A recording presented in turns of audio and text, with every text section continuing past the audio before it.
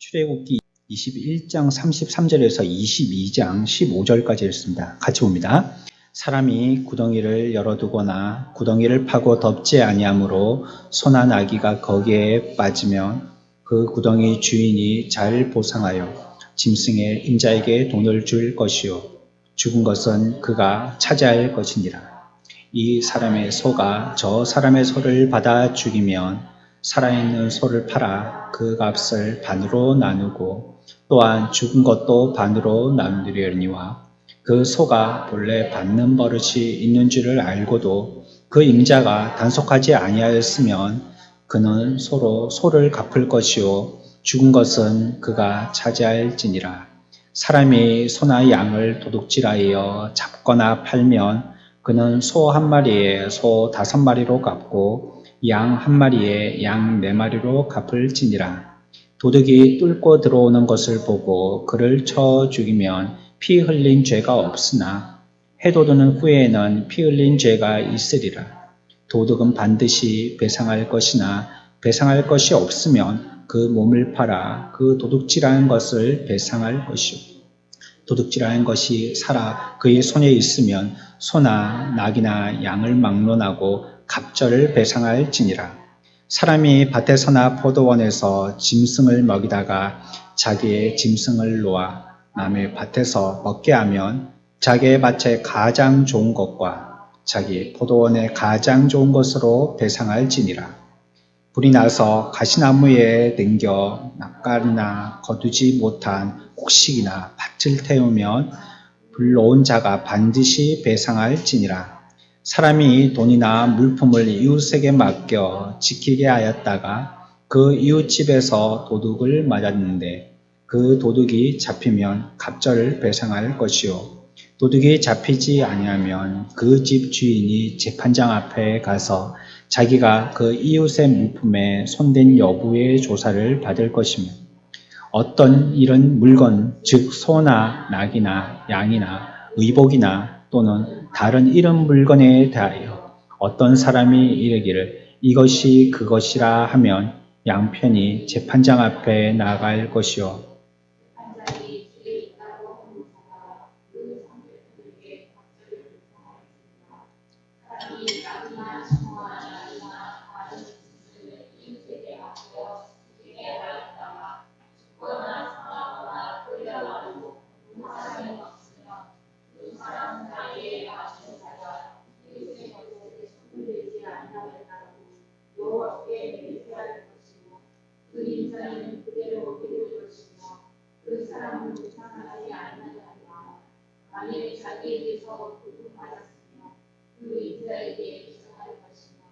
만일 찢겼으면 그것을 가져다가 증언할 것이요 그 찢긴 것에 대하여 배상하지 아니할지니라.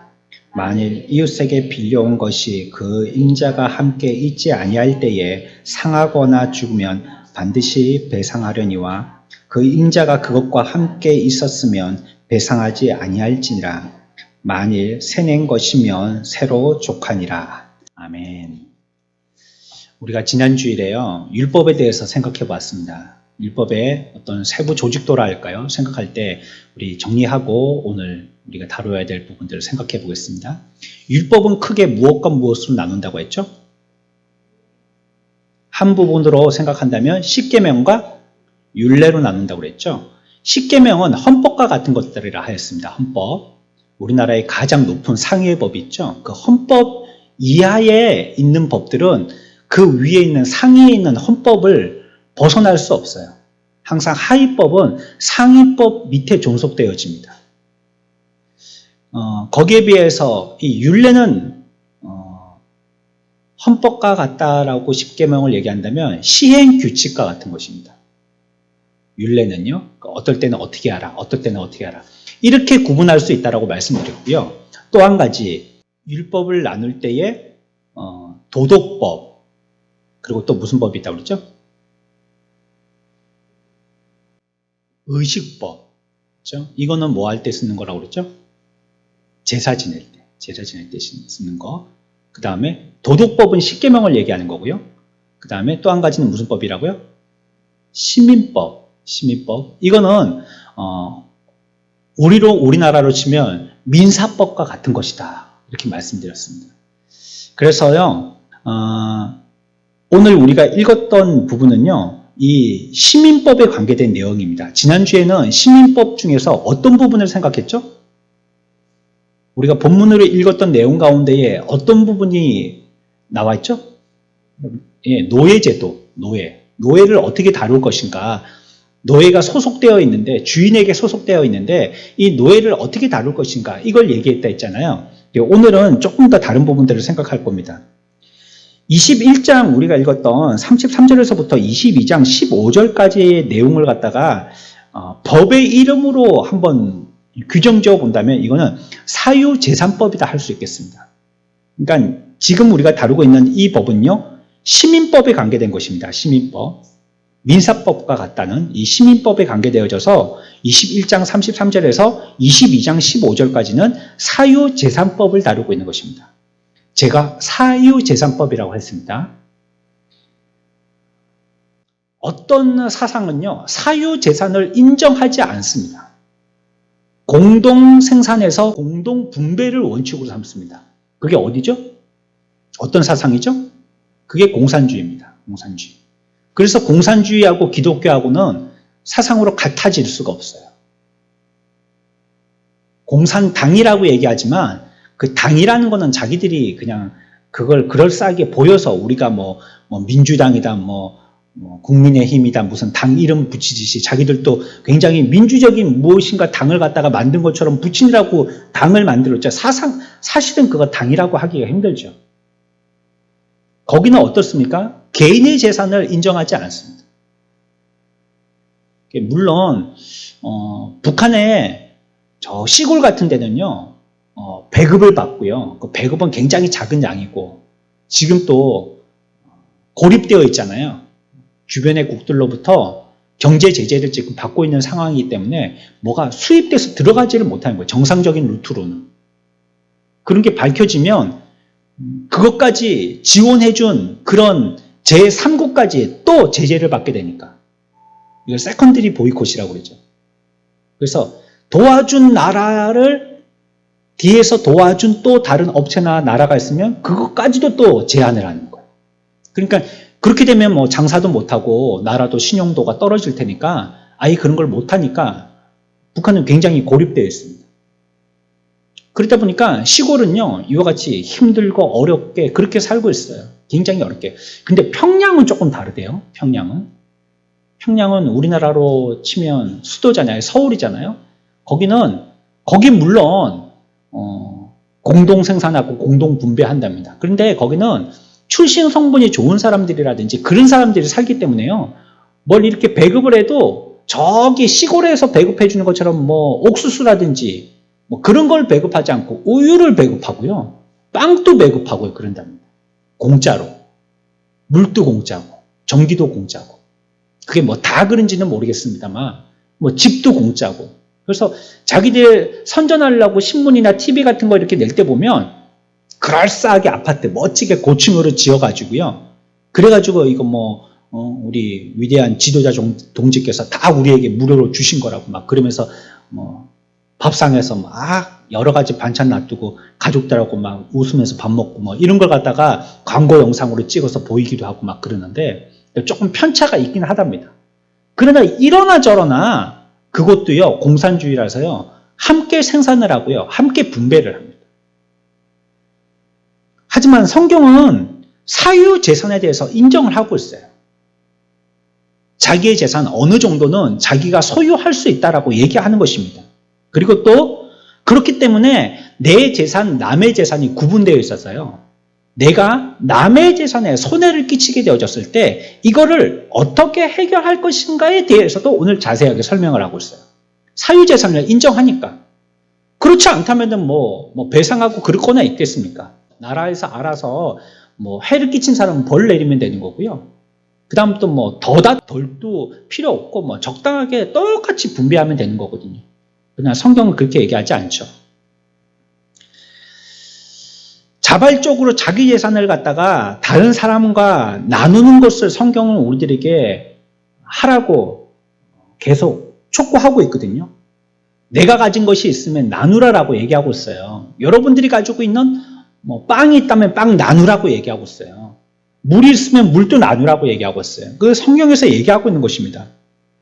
내 건데도 불구하고 다른 사람들하고 나누는 거죠. 그렇지만 한 사람이 갖고 있는 동안에 이 세상 살 동안의 그 사람의 재산에 대해서는 충분히 인정을 합니다. 그러니까 다 나누라고만 얘기하는 것이 아니라 자기 것이 있으니까 그것을 나누라는 거예요. 그랬을 때 그게 나눔이죠. 내 것을 희생하고 헌신하면서 함께 쓰도록 내려놨을 때 그게 나눔이 되는 거죠. 뭐 국가로부터 받은 거 다시 내놓는다면 그거는 뭐 실제적으로는 사실 분명한 나눔이라고 하기는 좀 어렵죠. 이런 면에서 공산주의하고 기독교하고 바라보는 지향의 방향이 전혀 다른 것이에요. 그리고 사상도 공산주의는 유물 사상이고요. 그래서 뭐 그것도 뭐 여러 가지 그 주의 중에 하나가 아니냐, 뭐 정치 제도 중에 한 개가 아니냐, 뭐 민주 정치, 사회주의 정치, 뭐 그것처럼 공산주의도 하나의 어떤 제도 정치 중에 하나가 아니냐 이렇게 오해하기 쉽지만 그것을 훨씬 벗어나는 비기독교적인 반기독교적인 사상을 갖고 있다는 거예요. 공산주의는. 그러니까 6.25 전쟁이 나서요.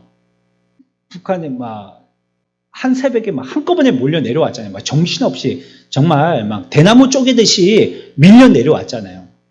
그럴 때 보면 마을마다 동네마다 뭐 했냐면 교회들 때려 부수고요. 믿는 사람들 잡아 죽이고 그랬습니다. 그래서 저와 여러분들이 알고 있는 믿음의 신앙의 선배들이 그때 많이 순교하셨어요. 왜 그러느냐? 자기들 사상과 안 맞기 때문에 그렇습니다. 자기들 사상과. 지금 또 그래서 공산주의는요, 개인 재산에 대해서 인정하지 않으니까요. 그러면서 또 아이러니하게 고위당직자들은 전부 다 자기 재산들 갖고 있거든요. 벤츠 자가용 갖고 있고, 비싼 아파트에 살고 있고, 뒷돈으로 이만큼 금고에다가 개인 달러만 숨겨두고 있고 그렇거든요. 그렇지만 개인 재산을 인정하지 않으니까요. 뭐 그러면은 무조건 막 부르주아 계급이라 해가지고 그 있는 사람들 돈 다 뺏어버립니다. 그리고 막 짐승들도 다 가축들도 뺏어버립니다. 집도 다 뺏어버립니다. 그리고 나라에서 그걸 갖다가 공평하게 나누겠다는 거죠. 그렇게 하지 못하고 있죠. 그 다음에 나오는 것이요. 22장 16절서부터 나오는, 우리가 오늘 읽지는 않았지만 이후에 뭐가 나오냐면 31절까지 성도덕과 약자 보호에 대한 법을 얘기하고 있습니다.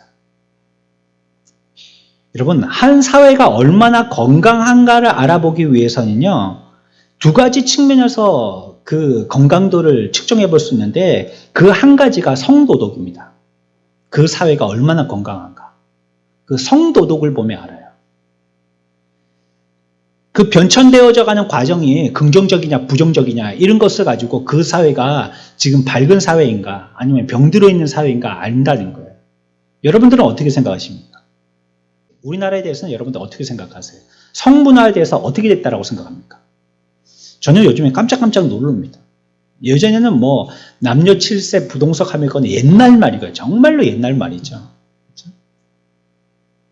정말로 옛날 말, 뭐 우리 할아버지 때의 말씀이고 할아버지 때도 그렇지는 않아요. 그 할아버지의 할아버지 때의 말씀이고요. 옛날엔 교회도 어떻게 앉았습니까? 남반 여반 이랬습니다. 반이 있어야 되는가 보죠. 남반 여반 이렇게 했어요. 남자들은 남자끼리 앉고요. 여자들은 여자끼리 딱 앉았습니다. 나누어서. 그래서 뭐 서로 얘기도 못하고, 그렇죠? 남자들은 뭐 양복을 다 입어야 된다든지, 아니면 뭐 옛날 분들 같으면 한복에다가 뭐 도포 입고 오셔야 된다든지, 여자분들은 뭐 머리에다가 뭐 비녀 꽂고 한복 입고 그래 오셔야 된다든지, 그렇게 예배를 했죠. 그게 정상적이고 굉장히 신사적인 예배 모범의 모습이었었습니다. 그게 어디죠? 저기 기억자 교회가 있는 곳이 어디? 금산인가요? 금산이라는 곳에 아주 오랜 전통이 있는 교회가 있는데 기억자 교회라고 했어요. 교회가 기억자로 만들어져 있습니다. 그리고 그 기억자 꺾이는 부분에요, 강대상이 있습니다. 그래가지고 이쪽에는 남자들 앉고요, 이쪽에는 여자들 앉습니다. 그러니까 기억자로 만들어졌기 때문에요, 목회자가 설교할 때는 다 보이는데요, 이쪽에 앉는 여자분들이요 남자들을 못 봐요. 기억자로 만들어져 있거든요. 남자들이요, 여자들을 못 봐요. 딱 구분해서 그렇게 있는 겁니다.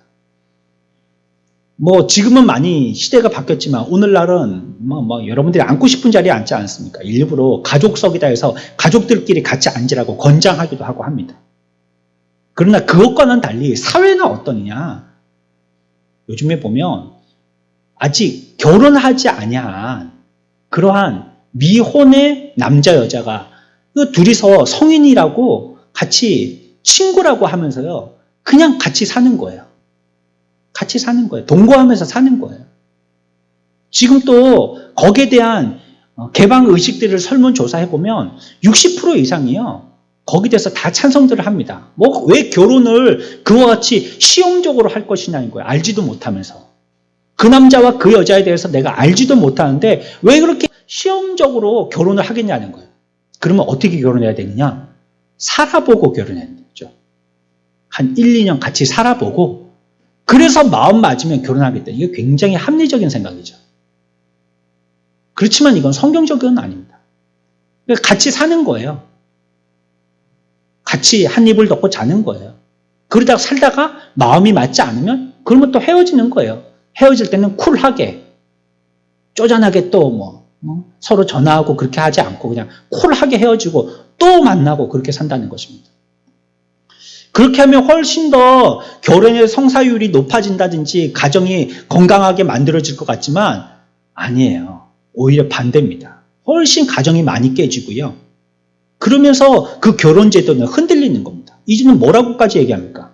동성을 얘기해요. 동성결혼. 남자끼리 결혼해도 되고 여자끼리 결혼해도 된다는 거예요.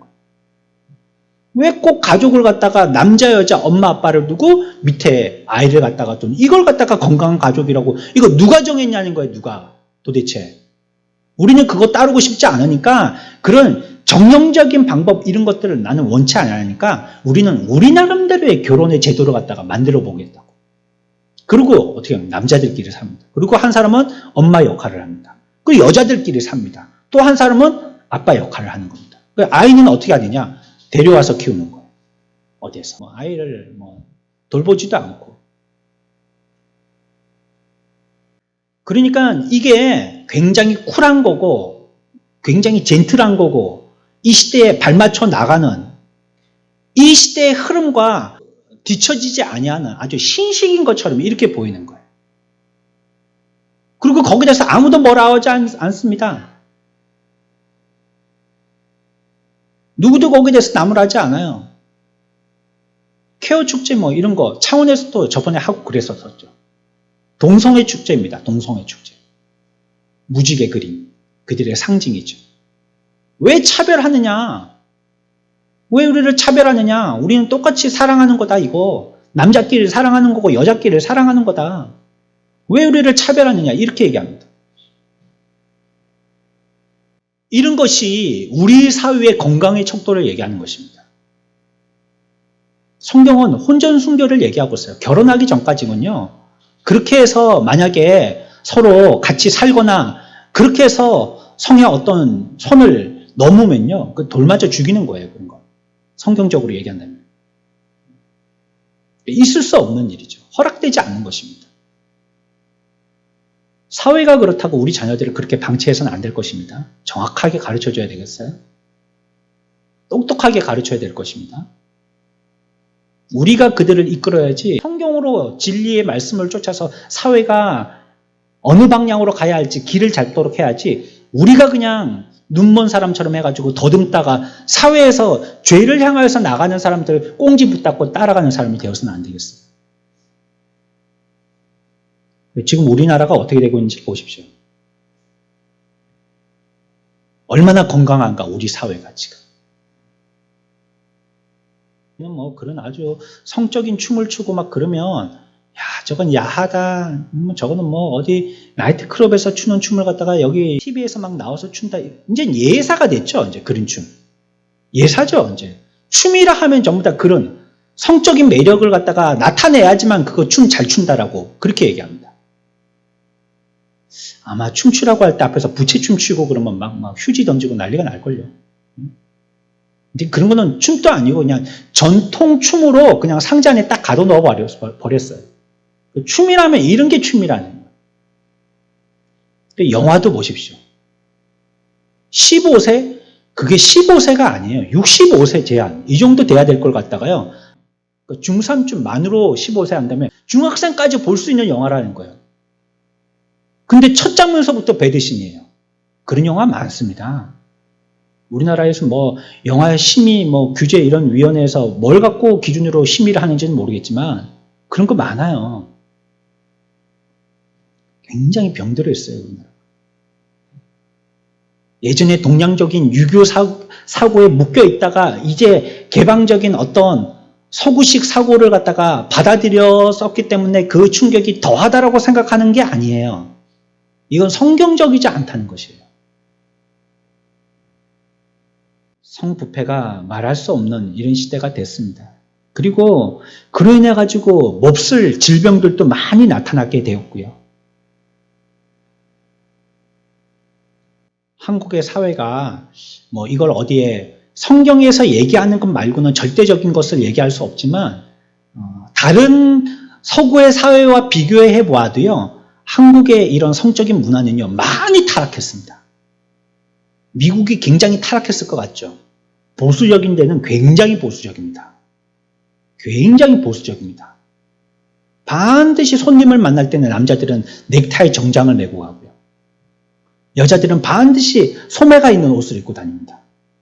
치마도요, 무릎 위로 올라가지 않는 치마를 입습니다. 그게 정중하게 서로를 배려하는 거예요. 굉장히 신사적이죠. 오늘날 우리가 여러 가지의 일들을 당하고 악한 일들로 통하여서 서로가 염려하는 문제들도 이와 같이 성적인 문제가 타락되었기 때문이 아닌가도 한번 우리가 고려해 봐야 되는 것입니다. 또 한 가지는 그 사회가 얼마나 건강한지의 척도에 대한 것은 약한 사람들에 대해서 우리는 어떻게 배려하고 있는가가 그 사회의 척도가 되는 것이에요. 약자들을 어떻게 배려하는가 하는 것입니다. 한 사회의 고아나 과부, 나그네, 장애인들, 이들을 어떻게 취급하느냐 하는 것입니다. 그것이 우리 사회가 얼마나 더 건강해질 수 있는가를 얘기하는 것입니다. 교회에서도요, 이런 부분에 있어서는 일정 함께 짐을 나누어서 지라라고 얘기하고 있어요. 그런 사람들이 있으면 그런 사람들을 살피고 그런 사람들을 배려하라라고 얘기하고 있습니다. 어느 때부터인가 교회가요, 문턱이 이따만하게 높아져가지고요, 교회는 돈 있는 사람들만 가는 거예요. 그리고 밖에서 꽤나 장자 붙어서 네 사장님 불리는 사람들만 가는 곳으로 변질되고 말았습니다. 그래서 허름한 옷 입고 일용직에 있는 사람은요, 대형 큰 교회에 막 좋은 자가용 타고 들어가는 그런 교회에 들어가지를 못하는 거예요. 내가 가서 어디에 앉아야 될지를 모르겠는 거예요. 그런 사람들이 오면 왔다고 눈길 한번 주지 않고 와도 그만이고 안 와도 그만이고 챙겨보지도 않고 사랑하지도 않고, 또 어린아이에 대해서도 그런 거죠. 왜? 어른들은 헌금을 하거든요. 근데 어린아이들은 헌금을 해봤자 코 묻은 헌금 그거 얼마 합니까? 그러니까 관심이 없는 거예요. 어린아이들에 대해서.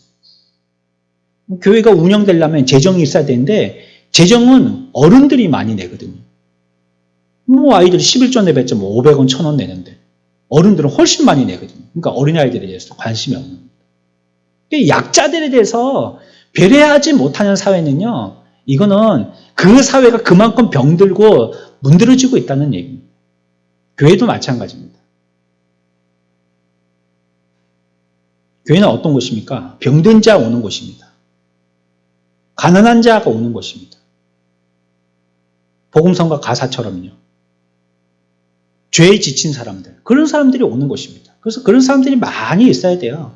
그런 사람들이 많이 와야 됩니다.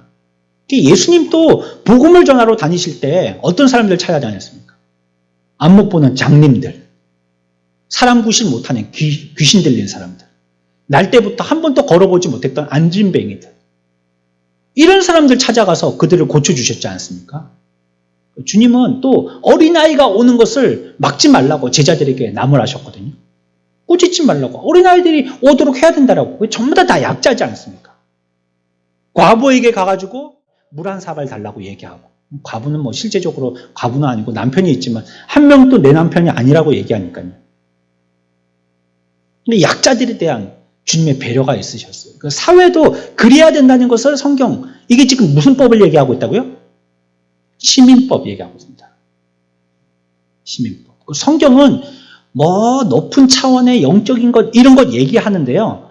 이런 어떤 우리의 민법과 같은 것, 이런 것들도 굉장히 자세하게 어떻게 배상을 갖다가 몇 마리까지 해야 되는지에 대해서 정확하게 얘기하고 있어요. 그리고 23장 가면요. 1절부터 9절까지는 재판에 대해서 얘기합니다. 재판법. 어떨 때 우리가 송사할 수 있고 또 송사를 어떻게 취급해야 될지에 대해서도 여기서 얘기하고 있어요. 가장 중요하게 얘기하는 건요. 23장에서 재판법에서는요. 공정성입니다. 공정하게 해야 한다는 겁니다. 예전에 우리나라에 한때 탈주범들이요. 이렇게 그때가 몇 년대였죠? 70년대인가 80년대인가요? 그래서 영화도 나오고 그랬잖아요. 그래가지고 막 인질범들이 막 무전유죄 했잖아요. 그래가지고 이 말이 외국 잡지에 그대로 실린 적도 있어요. 무전유죄 발음되는 대로 그대로 써가지고요. 공평하지 않다는 거죠. 공평하지 않다. 돈 있는 사람은 무조건 무죄고요. 돈이 없는 사람은 죄가 없는데도 유죄가 된다는 거예요. 오늘날 또 이 말이 통용된다는 게 참 서글프죠. 오늘날 또 그 말이 쓰이고 있으니까요. 아니 돈 있는 사람은요. 큰 죄를 졌지만 들어가서 살다가요. 보석금 내고 나와요. 근데 돈 없는 사람은 정말 몸으로 때워야 되는 거예요. 들어가서. 그냥 살아야 되는 거예요. 뭐 변호사도 살 돈이 없으면 국선 변호사 뭐 대충 하는 사람들. 요번에도 뭐 공군 하사관 성폭력으로 죽어가지고요. 거기서도 국선 변호사에 대한 문제가 지금 불거져 나오고 있지 않습니까? 제대로 일을 안 하는 거죠. 그런 사람들. 공평하게 해야 되는데 공평하게 하지 않다는 거예요. 돈을 많이 주면 눈에 불을 켜고 사람들한테 뉴스도 되고 그러면 자기의 인기도 올라갈 수 있으니까 어떻게든지 이겨보려고 노력을 하는데 근데 그렇지 않으면 그냥 대충 하더라는 거예요. 돈도 없는 사람이고 뭐 해봤자 나한테 큰 명예도 없고 그러면 그런 일 맡으려고도 하지도 않고 공정성을 얘기하는 겁니다. 우리가 뭘 할 때요 공평하게 해야 됩니다. 어떤 사람이든지 그 기준에 맞춰서 해당되면 들어가는 거고요. 해당 안 되면 미달되는 겁니다. 남자라서 되고 여자라서 안 된다든지 그렇게 해서는 안 돼요. 공평하게요. 공평하게 하는 겁니다. 사회 정의의 생명은 뭡니까? 공평함이죠. 공평을 이루어야 되는 겁니다. 이 시대 젊은이들이 이런 데 대해서도 굉장히 민감하다라고 하지 않습니까? 공정성. 아니 돈 있는 사람은 부모 찬스 써가지고 어째 해가지고 좋은 직장 들어가고 돈도 백도 없는 그런 애들은 죽으라고 시험 쳤는데도 벌써 자기들끼리 다 짜가지고 성적은 좋은데 합격하지 못하고 이게 공정하지 않은 거죠. 사회 정의가 제대로 서려면요. 사람과 사람이 동등되고 공평하게 대우받아야 됩니다. 누구든지 남녀노소 피부와 문화와 관계없이 공정하게 인정받아야 되는 것이에요. 여섯 번째 23장 10절에서 13절까지 보면요. 안식법을 다룹니다. 안식년법. 이런 거는 오늘날은 좀 드문 것인데요. 근데 성경에서는 이 안식법에 대해서 굉장히 중요하게 다루고 있습니다. 인간이 이 땅에 사는 동안에 하나님이 원하시는 하나님의 환경을 우리들에게 만들어 주셔서 그 가운데서 살도록 하셨습니다. 근데 하나님이 그 가운데서 살도록 한 우리 인생들에게 중요한 것이 무엇이냐면 중요한 원칙 중에 하나가 안식을 하게 하는 거예요. 안식을. 사람을. 쉬게 하는 거라는 거예요. 그래요. 어떤 강사가 그렇게 얘기하대요. 보니까. 예, 아마 TV에도 나왔을 겁니다. 우리 한국 사람은요. 뭘 쓰든지 150%를 쓴대요. 150%. 휴대폰 같은 거 기계 있잖아요. 그 기계가 성능이 100%면 한국 사람한테 줬다 하면 100%만 쓰고 마치는 게 아니고 150%를 쓴다는 거예요. 어떻게 쓴다는 거예요. 희한하게 외국 사람들은 그거 생각하지도 못하는 걸 어떻게 그거 안 되게 해놓은 걸 갖다가 딱 되게 하고 그걸 다 퍼뜨리고 뭐 그걸 공짜로 할 수 있도록 하고 그것만 시작하고 피해가지고 모든 걸 다 통하게 하고 막 이런 걸 갖다가 한국 사람들이 기가 막히게 쓴다는 거예요. 그래서 다른 나라 사람들은 그거 뭐 80%나 90% 기능뿐이 못 쓰는 걸 우리나라 사람들은 그 휴대폰 한 개 가지고 150%를 쓴다는 거죠. 그런데 그런 게 우리의 몸을 쓸 때도 똑같이 쓴다는 거예요. 몸을 쓸 때도. 한국 사람들. 어떻게 이렇게 단시일 내에 국가 경제를 이룰 수 있었느냐. 우리의 몸을 또 우리의 시간을 150%씩 써서 그렇대요. 뭐 성경의 얘기가 아니고 그 강사가 얘기하는 겁니다. 그러니까 다른 사람들은 한 80% 쓰고 집에 가서 자는데 한국 사람들은 150% 쓰고도 안 잔다는 거예요. 밤새. 바카스 마셔가면서 또 뭐 한다는 거예요. 밤새. 그러니까 단시일 내에 이와 같이 국가 경제가 발전했다는 것입니다. 그러나 성경은 안식을 얘기합니다. 쉼. 그게 어느 정도 가다가는요. 뚝 부러질 때가 있어요. 그 스트레스의 한계점이 있습니다. 그 한계점을 딱 넘어서는 순간 참고 참았다가 똑 부러지는 때가 있습니다. 그러면 그 사람은 죽는 거죠. 저와 여러분들도 안식을 중요하게 생각해야 됩니다. 노는 것은 잘못되는 겁니다. 할 일 없이 시간 보내기 위해서 노는 것. 하지만 우리가 생산력으로 또 우리가 더 잘 일하기 위해서 또 우리에게 안식을 하라 하신 것은 하나님의 명령이기 때문에 이 또한 귀하게 생각하고 쉬는 것은 분명히 필요하고 있어야 되는 것입니다. 여러분들도 주일날 몸과 영혼이 안식하고 쉬어야 합니다.